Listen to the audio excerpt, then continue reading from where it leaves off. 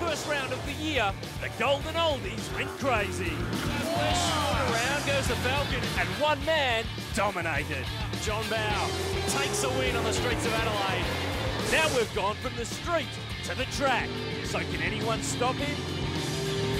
Right now, it's time to find out. Well, it's round 2 of the Touring Car Masters presented by Autobahn here at Barbagallo Raceway in Western Australia. Along for the ride today is Jason Barbagallo from Jana Living Racing. And we haven't been here with Touring Car Masters in some 4 years, Barg, so a lot's changed in the category and the cars and the drivers. Well, that's right, Aaron. A lot of new cars, a lot of new rules, different tyres, different engine packages. It's going to be great to see, and I'm sure the racing will be thick and fast. It really is classic motor racing at a fast pace. Round 1 was on the streets of Adelaide supporting the Clipsal 500, and there's been a lot going on since then. So let's check in ahead of round 2. Here's Kylie King. Round 1 in Adelaide saw a familiar name stand out from the pack. John Bow claimed pole, 2 race wins and opening round honours to stake an early claim on the championship. Even more worrying for his rivals, JB heads to a racetrack where he's clocked up plenty of miles during testing in his V8 days. While not giving away too many trade secrets, he offers a word of warning over tyre life on this abrasive track. These cars are under-tired. They've only got small tyres for the power they've got. So I think it'll be keeping the tyres going, you know, after even 2 or 3 laps in practice. The back tyres, it's just very difficult to stop wheel spin. So it's wheel spinning all the way up out of Kolb, and, you know, it's going to be a problem. 2-time champion Gavin Bullis was out of luck in round 1. A blown head gasket meant he was out of the points and now needs to race smart in Perth to make up ground. Passing people and everything, you know, at 250 k's down the back straight there where you come down the hill, it'll be fun, you know, under brakes and things like that. That's the whole part of it, you know, you get nice and close into people, and, you know, as long as you don't touch and you try and keep clean, that's the main thing. Eddie Albanica and his 1974 Ford XB Coupe impressed on debut in Adelaide. Although it's been 3 seasons since he's raced at Perth, he has a winning track record at Barbagallo.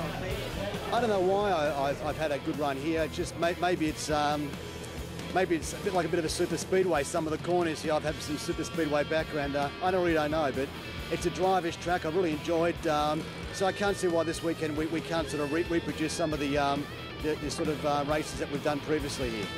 With all the American muscle throughout the field, Class B leader Gary O'Brien is relishing flying the Aussie flag with his 1972 HQ Holden. This is a genuine Aussie car. It's got a Holden engine, 5-litre V8. We're running Harrop brakes, and the rest of it's just a Holden. And really, it is basically a standard hotted-up road car. Yeah, it's got rubber bushes in it and all that sort of stuff. So we're having a ball, and really, it's a testament to these old cars. I mean, you don't have to have the most expensive car in the field to be having a heap of fun. Fresh from securing Class A honours and the season's first Rare Spares Hard Charger award, Amanda Sparks has shown she can bump panels with the best of them.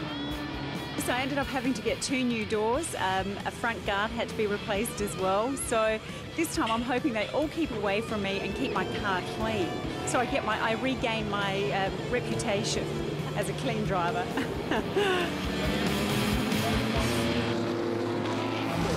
So we've set the scene. Let's go racing. After the break, it's race 1 in the Touring Car Masters from Barbagallo Raceway. You're watching the Touring Car Masters, presented by Autobahn. John Bow was back to his dominant best, qualifying nearly a second faster than his closest rival, but race 1 wouldn't go according to plan. Bow on pole for the second time in 2 rounds. Andrew Medicki on the outside of the front row. Jimmy Richards and Gavin Bullis on row 2. Red light on. When it goes, we go racing it away at Barbagallo. John Bow goes nowhere. Jimmy Richards just makes it around. Oh, this could be tight. Oh, that was close. They've missed him. How lucky is that? There's cars off in the grass. They're down the outside. But we've managed to get through that without too much damage at all, so that's very lucky. Bit of damage at the back there. Nick Wilson in the Charger. Andrew Whiteside in the Mustang. But it's Medicki who leads the way. Bullis, Abelnika, Richards, Brad Tilley next, and some smoke there. Trevor Talbot, the Tirana, back after being repaired from Bathurst last year. Let's have a look at this again. Shannon's replay. Even JB looked a bit slow off the jump there, but it's certainly stalled. He's doing everything he can. Oh, that's so lucky, isn't it? That could have been a major accident.